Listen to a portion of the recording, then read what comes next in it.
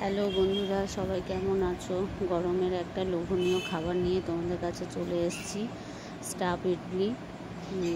খুব সুন্দর খেতে হয় আর গরমে খুব ভালোও লাগে। তো আমি চাল ডালটা আগেই ভিজিয়ে রেখেছি। ডাল আর ডালের বিউলির ডালের সঙ্গে ছোলার ডাল দিয়েছি। চালটাও ভিজিয়ে রেখেছি। আলুটা সিদ্ধ করে নিয়েছি। ডালটা চালটা বাটা হয়ে গেছে। ভালো করে হাতে করে মিক্সিং করে সামান্য জল দিয়ে ওভারনাইট রেখে দেবো আর তারপরে আলুটা ছাড়িয়ে ইডলির যে স্টাফটা দেবো সেটা বানিয়ে নেব। আলুর পুরটা বানাতে লাগছে 6-7টা কারি পাতা দিয়ে দিলাম আর সর্ষে ফোড়ন দিয়ে দিলাম। তারপরে ওর সাথে দেবো একদম ছোটো ছোটো করে কুচিয়ে নিয়েছি টমেটো, পেঁয়াজ আর লঙ্কা। ভালো করে ওটা ভেজে আলুটা দিয়ে দেবো। নুন হলুদ দিয়ে ভালো করে ভাজবো। খুব ছোট্ট করে কুচিয়ে নিয়েছি যাতে আলুর সাথে মিশে যায়। একদম ছোট্ট করে কুচিয়ে নুন হলুদ দিয়ে ভালো করে টমেটোটা সিদ্ধ করে নেব। তারপরে আলুটা দেবো, একটু সাদা নুন দেবো আর একটু ভালো টেস্ট আসার জন্য একটু বিট নুন দেবো। হলুদ দিলাম।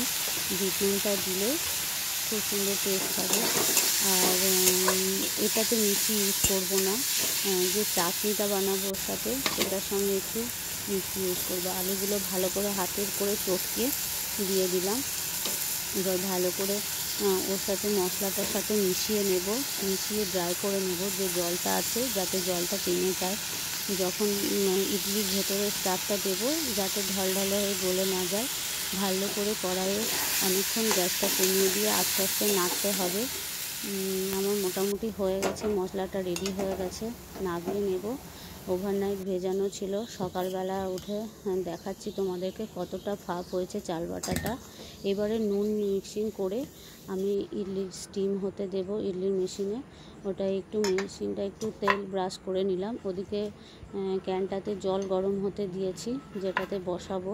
জলটা গরম হয়ে গেলে এগুলো একে একে দেব। প্রথমেই একটু চাল বাটা হাতায় করে দেব, তারপরে যে আলুর স্টাফটা বানিয়েছি সেটা দেব।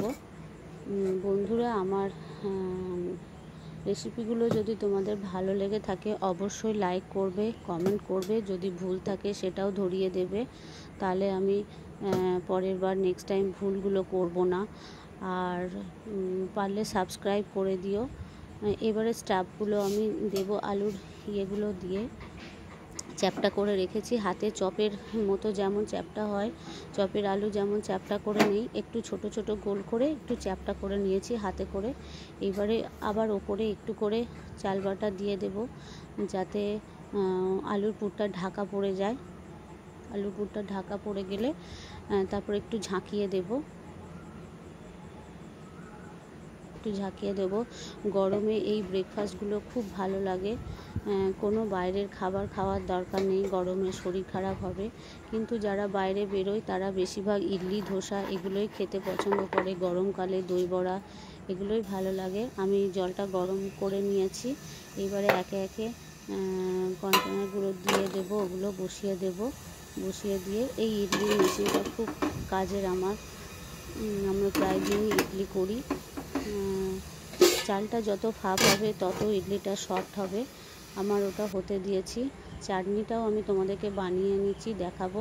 এটার সাথে সসও খাওয়া যায়, কিন্তু সাম্বারটাও খাওয়া যায়। সাম্বারটা আমি করিনি। প্রথমে একটু সাদা তেল দিয়ে 4টে শুকনো লঙ্কা দিয়ে দিলাম। বড় বড় টমেটো 4-5টা কেটে নিয়েছি। পেঁয়াজ বড় বড় চৌকোনা করে কেটে নিয়েছি।